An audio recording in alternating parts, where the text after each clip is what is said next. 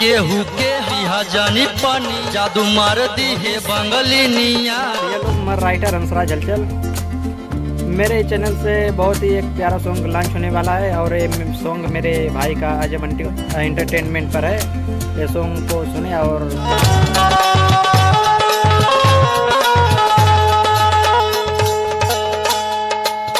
केहू के हाथ दिहल पिहा जानी पनिया जादू मार दी ही सैया तो के बंगली निया। के हाथ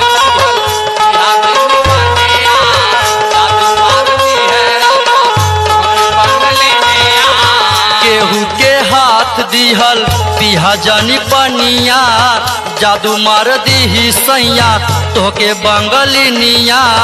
रह जाइबा करे डहरिया ए राजा जी तोहके फसाली बंगली निया ए राजा जी तोहके फसाली बंगली निया ए राजा जी तोहके फसाली बंगली निया ए राजा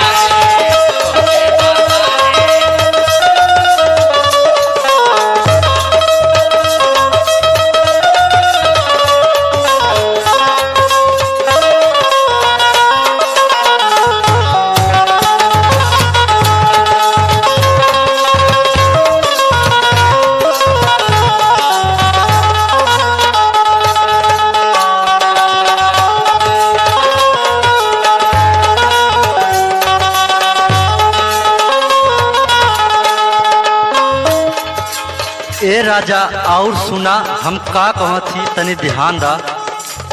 हमरा के छोड़ सैया जैबा पुरु बाबा हमरा के छोड़ सैया जैबा पुरु बाबा हमरा के छोड़ सैया जैबा पुरु बाबा छूट जाई साथ फेरो अइबा ना घरवा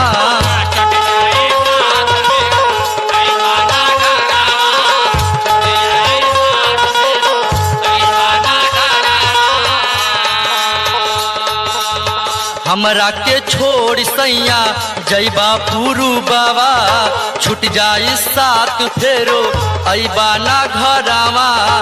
मानिला तू हमरो कहनवा ए राजा जी तोहके फसाली बंगली निया ए राजा जी तोहके फसाली